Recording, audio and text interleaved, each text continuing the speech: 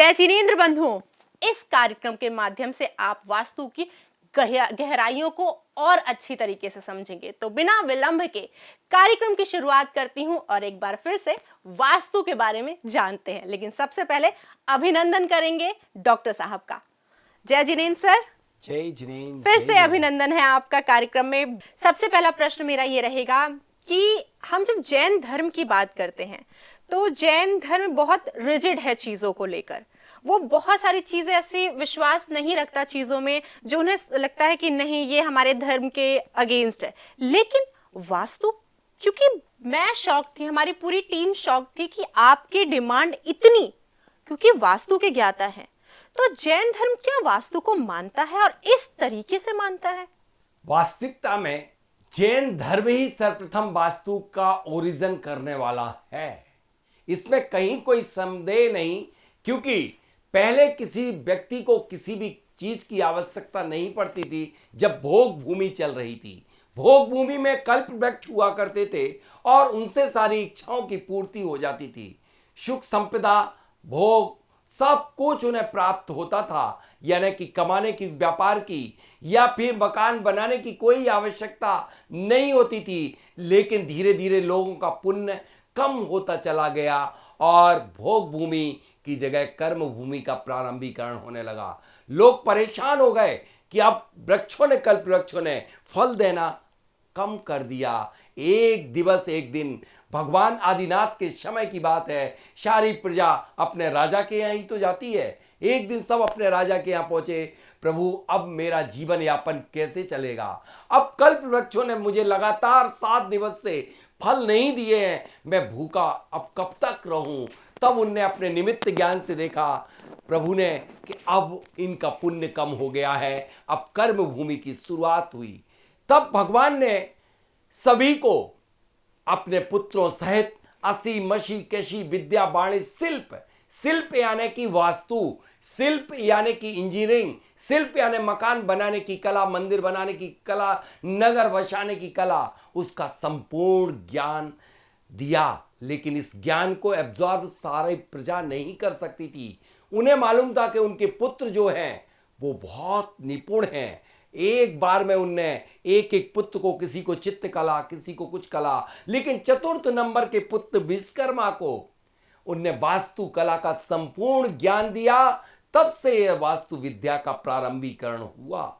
ये यथार्थ सत्य है। हालांकि भगवान आदिनाथ के जन्म के पूर्व देवों ने ही अयोध्या को पूरी तरह वास्तु से बसाया था। जितने भी तीर्थंकर हुए हैं, आप वास्तु की बात कर रहे हैं, जितने भी तीर्थंकर हुए हैं उन सभी तीर्थंकरों में ने योग और नियोग क्रिया के लिए हमेशा वास्तु का सहारा लिया है। नॉर्थ और ईस्ट में फेस करके ही योग नियोग करते हैं। इसलिए वास्तु आज से नहीं, आदिकाल से, सनातन काल से चली आ रही वह वैज्ञानिक विधा है जो जीवन जीने की कला सिखाती है। बिल्कुल, आपकी बात बहुत सत्य है। लेकिन आपने जो चीजें बताई हैं, पौराणिक बात बताई है, तीर्थंकरों की बात बताई है, किस तरीके से वास्तु का महत्व पौराणिक काल से ही है, ये बताया है। लेकिन हम वहीं दूसरी तरफ बात करें तो कर्म को भी प्रधान बताया गया है। हर तीर्थंकर की बात करें, किसी भी बड़े से बड़े ज्ञानी की बात करें, उन्होंने यही कहा है कर्म प्रधान है। तो अगर कर्म प्रधान है और हमारा कर्म ही सब कुछ कराता है तो वास्तु का वैल्यू क्या है फिर?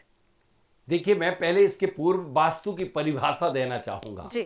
प्रकृति के साथ चलने का नाम ही सिर्फ वास्तु है। प्रकृति जीवन को उत्सव और मृत्यु को महोत्सव बना सकती है।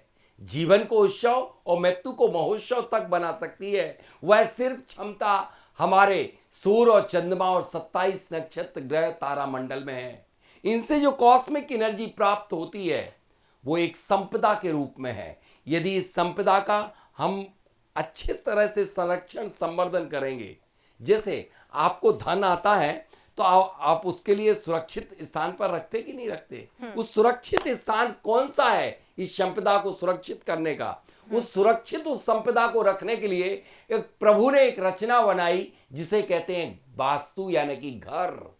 उस दिव्यांग संपदा को रिजर्व करने के लिए 24 आवर्स के लिए, जब तक कि सूर्य जब उदित होता है, दिव्यांग संपदा प्रस्फुट करता है और उस संपदा को पर्टिकुलर एंगल इंक्लाइनेशन से आपके घर के स्थानों से उसे प्रवेश करा करके और वहां पर स्टोर किया जाता है। इसलिए वह संरचना इसलिए बनाई गई कि यह सूर्य और ग्रहों से प्राप्त होने वाली कॉस्मिक एनर्जी को आप स्टोर करके और आप अपने जीवन को उत्सव के रूप में, दिन को उत्सव के रूप में, दिन को महोत्सव के रूप में व्यतीत कर सकते। यानी आप ये कह रहे हैं कि प्राकृतिक वास्तु, प्रकृति ही वास्तु है। प्रकृति के नियमों के साथ चलना, बढ़ना, पॉजिटिव वाइब, नेगेटिव वाइब, ये सब depend upon Vastu. Definitely. Sorry to say sir, लेकिन जैसा आपने बहुत ही सिंपल चीज़ यहाँ पर बताई है, आई नो आपको हमारे दर्शक बहुत एडमायर करते हैं, बहुत ज़्यादा आपकी बात सुनते हैं, बट चीज़ें थोड़ा सा मन में डाउट आया है। आपने बहुत ही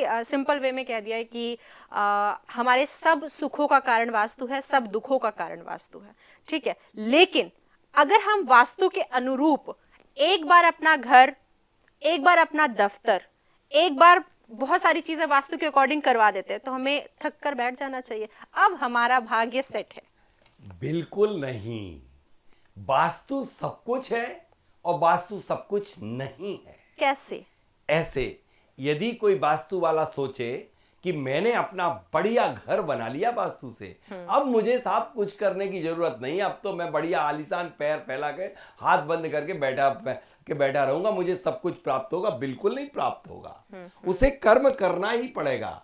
सिर्फ वास्तु आपके संचित, वही वाली बात आ गई ना सर कि अगर हम कर्म छोड़ देंगे, सिर्फ वास्तु के अकॉर्डिंग बैठ जाएंगे, तो फिर कैसे चीज चलेगा? कर्म पहले है, कर्म पहले है। ये नहीं कि यदि आपके कर्म बहुत अच्छे हैं, भाग्य बहुत अच्छा है, आपका वास्तु बहुत अच्छा है तो सब कुछ अच्छा हो गया। बिल्कुल नहीं।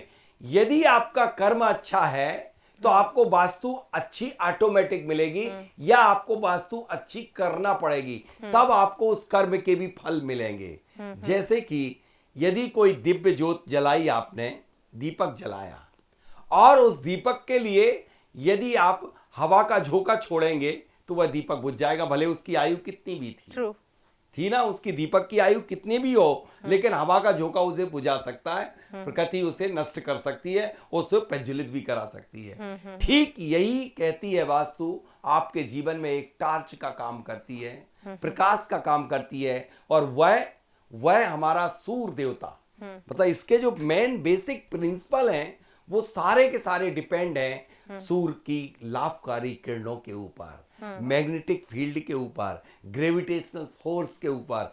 यह हमारे बहुत बड़ी संपदाएं हैं जो बहुत बड़े जादू का काम करती हैं, और लोगों को समझ में नहीं आता कि किसी से अट्रैक्शन, किसी से रिपल्सन क्यों होता है। यह सिर्फ यही तरंगें, यही वेव्स, यही तो कार्य कराती हैं। यानी कि आप कह रहे हैं कि जो साइंस है वो भी वास्तु को मानता है। परफेक्ट साइंस से ही, साइंस बिल्कुल मानता है वास्तु को। और मैं तो यूं कहूंगा वास्तु परफेक्ट साइंस है, सीधे शब्दों में, और कुछ नहीं। क्योंकि हमारा साइंस, हमारे पूरा जो आकाश खगोल मंडल है वो पूरा हमारा साइंस है, और खगोल मंडल की एनर्जी को हम बोलते हैं कॉस्मिक एनर्जी, और कॉस्मिक एनर्जी को हम अपने घर में, हम अपने शरीर के अंदर प्रवेश कराने का नाम ही वास्तु है, और कुछ वास्तु है ही नहीं। जो लोग सोच रहे हैं कि दीवालों को खड़ा कर देना वास्तु है, वो बिल्कुल गलत है। मतलब इससे वास्तु बहुत ऊंचा है, बहुत ऊंचा है। देखिए मैम कि आपको जो अनुभूति सूर्य उदय होता है, जो दोपहर में 12 बजे अनुभूति होती है, जो 2:30 पे दोपहर में होती है, शाम को होती है, क्या सब एक सी रहती है? ये परिवर्तन, ये अंतर कैसा, ये डिपेंड करता है कि सूर्य की किरणों के ऊपर, कॉस्मिक एनर्जी के ऊपर।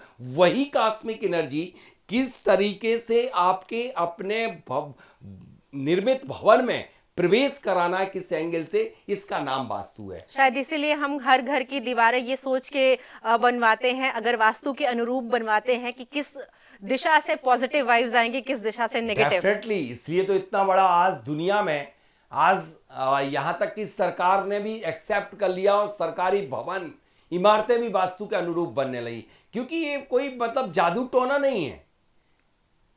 ये सिर्फ प्रकृति की लाभकारी किरणों का लाभ उठाने का नाम वास्तु की ये परिभाषा कहूं तो कि कोई अतिशयोक्ति नहीं होगी। बिल्कुल, यानी हम ये कह सकते हैं कि एक बात बताती हूँ, हमारे एक दर्शक ने आपके लिए लिखा था कि मैं वास्तु को बिल्कुल नहीं मानता था क्योंकि आजकल के यंगस्टर हैं, हम नहीं मानते हैं इन चीज़ों पे, बट जब से हम सर के साथ जुड़े, सर के प्रोग्राम्स को देखा है, सर के बारे में जाना है, हम हर एक डिसीजन वास्तु के अनुरूप लेते हैं। तो उन्होंने स्पेशली थैंक्स आपके लिए ये चीज़ बोली है। उस चीज़ पे आप क्या कहना चाहेंगे, क्योंकि हमारे पास अब समय भी नहीं है, आज बस एक तरीके से ये वेलकमिंग एपिसोड ही हो गया है हमारे दर्शक। मैं सिर्फ इतना कहना चाहता हूँ इस एपिसोड में, मैं आपको बहुत कुछ तो नहीं कह पाया, सिर्फ कि वास्तु में दिशा ही नहीं अपितु दशा देखें। वास्तु में दिशा ही नहीं यानी कि आप सिर्फ दिशाओं तक सीमित न रखें, बल्कि दशा कि वह लैंड जिस पर आप कुछ भी निर्मित करने जा रहे हैं उसकी प्रॉपर्टी क्या है, उसका केमिकल कंपोजिशन क्या है, उसकी केमिस्ट्री क्या है, उसकी फिजिक्स क्या बोल रही है, यानी कि उसकी मिट्टी क्या बोलती है, उसकी केमिस्ट्री, सॉइल का केमिकल कंपोजिशन क्या है। जैसे कि जैसी मिट्टी होती है, जैसा पत्थर होता है वैसी मिट्टी होती है, जैसी मिट्टी होती है वैसा ही पानी होता है, और जैसा पानी होता है वैसी वाणी और वैसा ही प्राणी होता है। हर जगह जगह का देख लो। इसलिए सारा खेल यदि किसी पर है वास्तु में तो भूमि की ऊर्जा, जिस तरह से कोई भी भवन होता है और वो भवन की आधारशिला होती है जो टिका होता है, वह सिर्फ उसकी नींव के ऊपर, बुनियाद के ऊपर। तो बुनियाद को यदि कोई थाम के रखता है, कोई एक चुंबक का काम करता है, वह करती है उसकी कॉस्मिक जियोपैथिक एनर्जी, भूगर्भीय ऊर्जाएं। और भूगर्भीय ऊर्जाएं देखिए, जड़ें पेड़ की नीचे जाती हैं और जल आप नीचे देते हैं, ठीक जियोपैथिक एनर्जी भी उस बट वृक्ष के परिवार, अपने उस भवन की नींव जो है उसकी जड़ें हैं, और जड़ें ही लाती हैं उस जमीन के नीचे की कॉस जियोपैथिक एनर्जी को, जमीन की भूगर्भीय ऊर्जा को। और भूगर्भीय ऊर्जा ही आपको ऊंचा पहुंचा सकती है और आपके लिए हेल्थ को अच्छा कर सकती है, हेल्थ को बिगाड़ सकती है, आपके मन को एकाग्र करा सकती है, आपके मन को उच्चाटित करा सकती है, व्यापार में सफलता असफलता दिला सकती है। तो वह देखना बहुत आवश्यक है। ऐसी अनेक मेथड हैं जिनसे भूमि की ऊर्जा को चेक किया जाता है।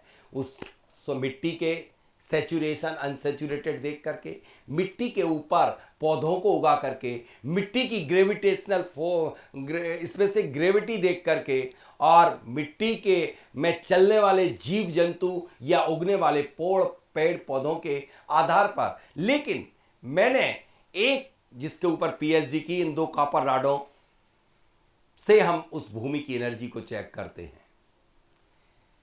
जिस किसी भूमि पर हमें भवन को निर्माण करना है, जिस किसी भूमि पर हमें फैक्ट्री निर्मित करना है, जिस किसी भूमि पर हमारे लिए कोई भी प्रोजेक्ट को इंप्लीमेंट करना है, इन 2 कॉपर राडों से मैं भूमि को चेक करता हूं। जितनी इंटेंसिटी से यह राडें उस भूमि पर घूमती हैं, उसके आधार पर बता देता हूं कि भूमि उतनी ऊर्जावान होगी। जब यह राडें जितनी तेज गति से जिस भूमि पर घूमती हैं, उस भूमि की जियोपैथिक एनर्जी उसे घुमाने में सहायक होती है। उस भूमि में छिपी हुई ऊर्जा इसको गति प्रदान करती है।